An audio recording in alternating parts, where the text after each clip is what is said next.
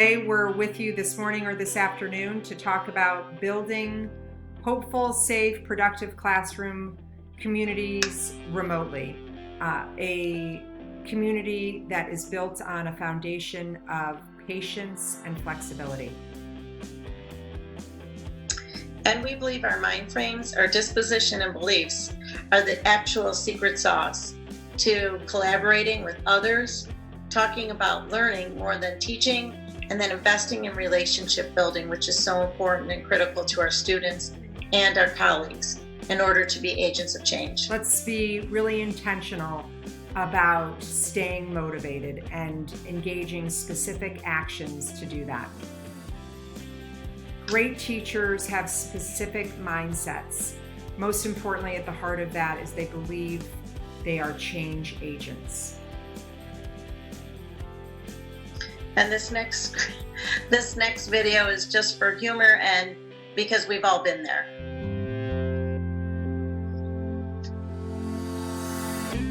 That's the time.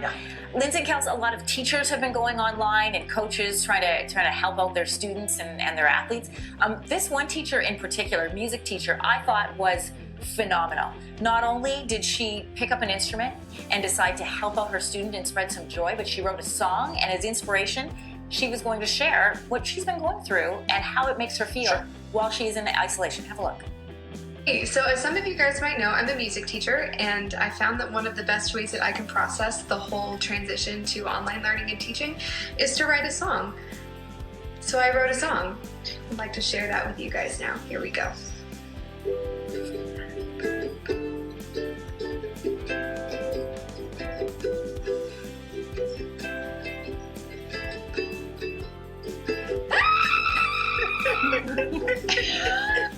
So let's work to avoid succumbing to that, and let's root for each other and cheer each other on so that when we sing songs, they're songs of praise and optimism. We're seeking to create a remote classroom where kids have strong habits of mind and strong self-regulation skills, where they're owning their learning and where learning is visible. And these are some characteristics of visible learners. I certainly have focused on these characteristics this summer in order to create a classroom in the remote space where learners are at the center. So take a look at this if you have some time and perhaps adopt some of these things in your classroom. We know that our secret sauce is our passion and our love for our students. So how do we recreate this when we don't have the hallways or the cafeterias or the LMC to say hi or have small chats or different opportunities? We have to create as many touch points as possible and establish our credibility by maximizing specific approaches to building and maintaining relationships across this school year, and especially this 9 weeks or for however long the remote learning takes place. We know that our passion didn't change just because we're teaching at a distance, and we want to make sure our students know that we are gaga about them and that we are gaga about our content, but most importantly that they are at the center of the classroom experience, and that we are prioritizing who they are as human beings. No significant learning occurs without a significant relationship. And so during this presentation, in order to set up a classroom that fosters that magic, recreates that magic where students are at the center, where we create strong relationships with our students, we want to move through this success criteria. How can we bring passion to synchronous and asynchronous learning experiences with our students? And there are some items here that perhaps you want to check off to be sure that you're doing. The effect size of teacher credibility and relationships and how students perceive us is incredibly powerful.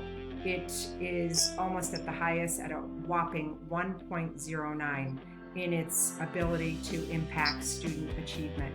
And fair or unfair, often teacher credibility is how students perceive us is bias. And sometimes, unbeknownst to us, we're sending signals to students and they think we don't like them or we don't care about them. So we have to be ever so vigilant to be sure that we keep these things at the forefront in order to establish teacher credibility. To establish trust, that we're open and honest, that we're vulnerable, that we are transparent, that we're reliable, that we're competent in our organization, that we create a remote classroom where kids know what to do and they have a GPS in terms of where they need to go, where things are organized and how they're organized in Schoology. We want to consider our nonverbals, how we're perceived by our students, that we want to be dynamic, we want to be passionate, we want to make sure that we consider the relevance of our lessons and that we care and take into consideration what kids are interested in and give them voice and choice. We want students to seek feedback from us, and we want to seek feedback from our trusted colleagues to give us, honest, does this work or doesn't this work, so that we can collaborate and present the strongest classrooms in this remote space. And we want to make sure we are aware of immediacy. Let's use we and us to refer to the class so they know that we're in this together. We want to provide feedback often. We want to teach with urgency. We want to start and end class on time. And we want to be animated, enthusiastic, and call students by name. And this can be very difficult in this space, but we want to be sure that they are heard and that they know that we are acknowledging them and that we believe that they are at the center. And in order to do this, we have to communicate and let them know or share with them our own stories. Kristen? And we believe by conveying to our students why we love our job so much, and that most importantly, why we love them so much, is really important. And there are ways to do that. We can create a Flipgrid video. We can also offer insight to our students that we're still growing and learning and adapting, during this unique time. And, what we thought before March 13th of last year and what we think now, how things have changed. And also by creating an open activity that would invite students to share their stories so we get to know them and who they are. And again, there's so many tools that are available to us online that we could share and make creative things for our students. So at the center of remote instruction and that classroom space is student-centered learning, and we have to be sure we get to the why behind our students. And there are some links here to give you different ideas. We want to know our students' struggles, what they hope for, what they dream of. We want them to know if they encounter struggles from internet snafus to work schedules to family challenges, that we are in this together. We want to give them voice and choice in assessments and in activities so they feel empowered, and we are propelling them towards independence and autonomy. They'll know that we respect them and value their opinions and the things that are at the center of their, not only their academic desires, but who they want to be as human beings. So to create a dynamic classroom or space during remote time, this is where we could be innovative and creative, and there's several things that could make it our own and make it personal for our students to get to know us. Some of the cute little things here that we came up with was a Bitmoji classroom, and making the virtual classroom something of our own, something unique and personal, and that makes it unique so that the students know whose class they're in, and it describes your personality. So this gives us the opportunity to have touch points in the asynchronous exchanges with our students, And there are links here and step-by-steps depending where you are. If you know how to create a Bitmoji classroom, or if you don't, there's a guide here for you. And then to recreate this dynamic classroom or space for our students, we thought there were several things that might help, maybe coming up with a classroom motto or a mission statement, something personal that reflects what you're trying to teach or what you want them to learn. Picking out student leaders or representatives for classes on a weekly basis or every other day basis. Maybe a portrait gallery. Also maybe an entry or exit ticket, something that they would have to tell you or you would want them to do upon entering or exiting your class. Also, a hype, gripe, and problem solving, maybe something that's working well for them, maybe something that isn't working well, and how do we problem solve? How do we go about making it so that they're where they need to be? Also, to craft a weekly letter to parents and students so that we can all be on the same page communicating and everybody is being proactive for the student. And we're all on the same page for that student and so that they're reaching their goals. The goal is to create a remote classroom that's connected by social fusion. How are you going to greet your students? How are we going to greet our students? So think about the excitement, enthusiasm when they entered the classroom and face-to-face instruction, high fives and hellos, to the things that you did within the classroom space, your classroom mojo, to how you said goodbye. How are we going to conduct those things in the remote space? We want to optimize every option to connect with students. We want to create routines and norms. That's norms and Zoom shipped before, during, and after. So before they come to class, during class, and after class. So these three axioms or truths are a good hallmark to live by, and your students to live by, and you can tailor them to suit your remote space. Take care of yourself, take care of each other, and take care of this place. Before class, we want to make sure kids know what they need to have prepared. We want to be sure that we've communicated with them and they know how to get in touch with us. Most of the tools can be accessed in our learning management system in Schoology, but certainly Remind is a great option, a quick way to communicate with kids. You might ask students an intriguing question in advance of the class, in advance of instruction. So it could be content driven, or it could be a reflective piece.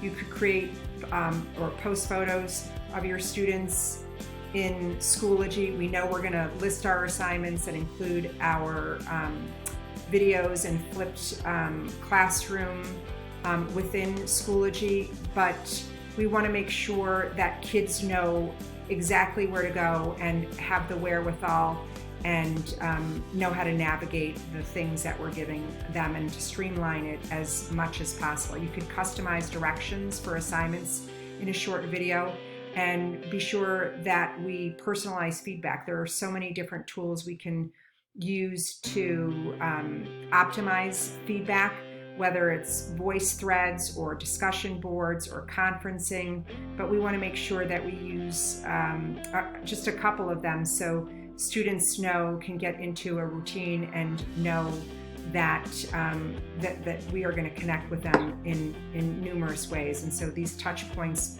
will allow us to create strong relationships, as well as, between classes, create some pop-up pedagogy so that we can have other touch points with them in the asynchronous space. During class, it's really important, and Kristen is going to talk about some of the routines that we could create for them during class.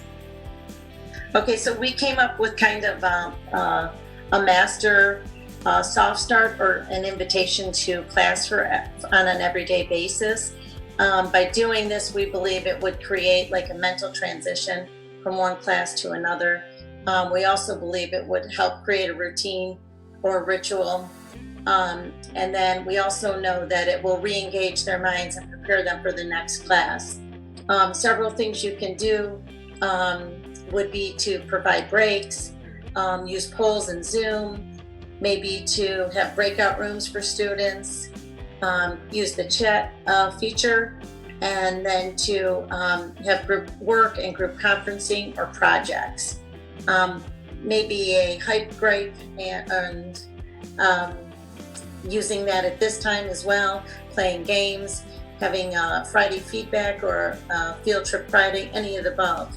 So just something to like start your class where they would get that in if they were in class and not remote, where they could talk to students and get to know each other.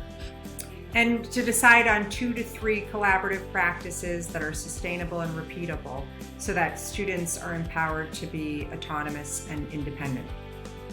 During class, you want to be sure that you have a plan to call on students, notice who hasn't participated so you can re-engage them, create discussion opportunities, and if you are running discussion boards, to be present on those discussion boards so students know that you're earnestly looking for where they're struggling, how they're succeeding, and then thinking about all of these things to create highlight boards and cheer sessions and to create community and a sense of togetherness.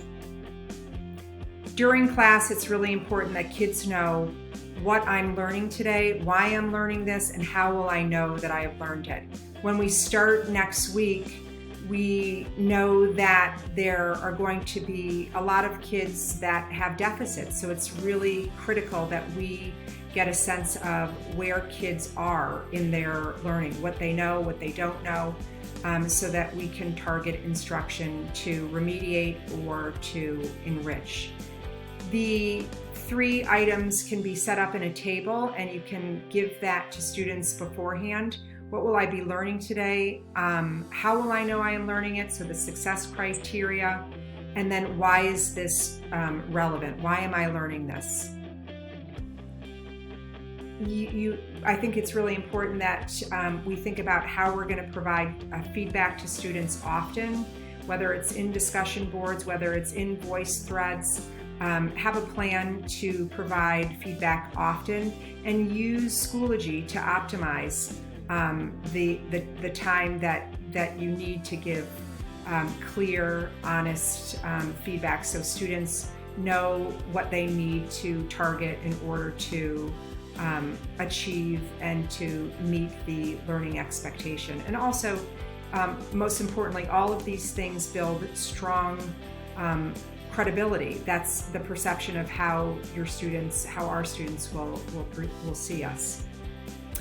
Offering a weekly planner to them. This is taken from the Distance Learning Playbook by Douglas Fry and Nancy Fisher. You can tailor it to meet your classroom demands, but this is a weekly planner, everything that you're doing, and so that the kids know what they have to do. You want to think about what you are planning, and then you want to think about how it's going to impact students. So from the teaching side and the learner side, the student side, you want to be attentive to that so kids know that you're anticipating what they might struggle with. Here is a guide that is filled out 6 weeks in advance. There are different apps for students to evaluate and optimize their time and to build habits of mind. Some students still really rely and love a traditional agenda. I know I do. But there are a lot of apps out there that I know that kids use. Coach.me. I love this Microsoft To Do, formerly known as the Wunderlist. There are a million more, but because they're juggling and moving through so many classrooms, to have a plan to prioritize and to create a hierarchy in terms of what they need to do first and how they're going to distribute their time and energy. communication is key in all of this. And we know that Schoology offers tools. I know that last year I sent out messages to students and parents through Schoology. I found that to be far more effective than using Infinite Campus. I still used email, but it was a uniformed way to reach students, and then they would receive notifications. It's imperative that we stress from the get-go that they know that they need to be stewards of being in the know and knowing to check their email and updates and to check Schoology. Also, there's a great app that Corey Rice introduced last year, and it worked really well. You could use this during your class instruction, and then in asynchronous times where kids, you could schedule conferencing times. They can sign up, and it's a user-friendly app, and it's very, very streamlined. We know that sitting in front of a computer is it can drain you, so we want to keep our lessons interactive. We want to stress collaboration and discussion, and we want to think about our wellness and our students' wellness and talk about it together, where we can talk about an exercise plan, what we're doing to fuel our bodies, to practice mindfulness, all those things that will keep us sharp and positive so that we can be strong learners. So here's to making magic this year together. We know that our students depend on us, they miss us, we miss them. And so we want to create an experience for them that's remarkable, where they feel like Melba, and we're going to watch a video that really gives us this test. Would Melba approve? Are we providing a world-class experience for our students? We'll see you in the Q&A session. We're happy to have our colleagues Gina Burich, Mike Pinto, Matt Mahalik. Thank you, Kristen Patika. I'm honored to be part of the Mayfield community, part of this team. And I know that we're going to do extraordinary things together this year. In the stadium, in the loudest stadium in the NFL, to bring us on to victory. It's the 100th season of the NFL. It's the 60th year of organization, and it's your first game. Folks, before we get this thing rolling, on behalf of the entire Hunt family, welcome to what Mr. Hunt used to refer to as his favorite place on earth. Melba, this is truly an honor to have you here on behalf of the Hunt family. Oh my gracious, I'm in the Chiefs' kingdom. Well, let's see now, which would fit me? Hey Melba, how are you? Honey, I'm just doing fine. Yeah, you're looking great, I'll tell you that. I'm get out there and play myself. I can tell. Do you realize that you picked the absolutely perfect event to go to for your very first? It took me 100 years to get here. I have heard so much about you. I just want you to know how honored we are that you're here with us today. We're going to take you right over here to Len Dawson's case that we have for him. Lynn, I'm glad to see your statue, because boy, you earned it. That's Patrick's helmet. Man, that thing weighs a ton. Ready to suit up? Yes, indeed. This is my father, Bobby Bell. I just want to be here with you. I want to make it 100 too. I can't get over this thing. Go, Chiefs, go! Ladies and gentlemen, the Chiefs are honored to welcome longtime Chiefs fan and Bonner Springs native Melba Mills. At the age of 100, today is Melba's very first. Look up on the screen. Can you see up on the screen? That's you up there. Look at you up there. Can you wave?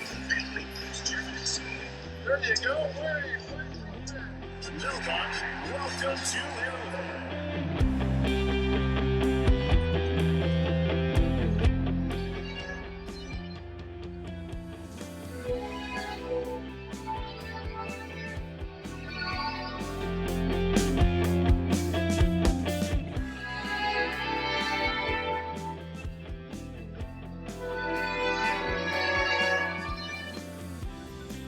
I think as this sets in, it will really be something that she truly recognizes is a once in a lifetime event. 100! 100! It's a game ball.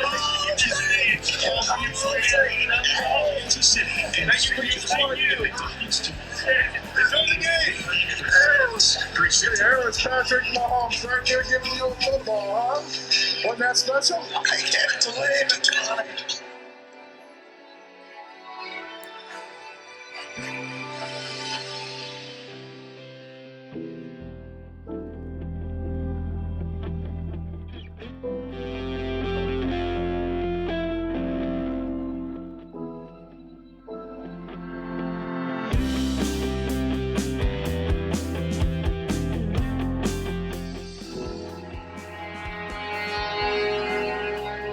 Cheers to our students. Let's make them feel like Melba felt. Have a great year, everybody. Continue to make a difference in every student's lives.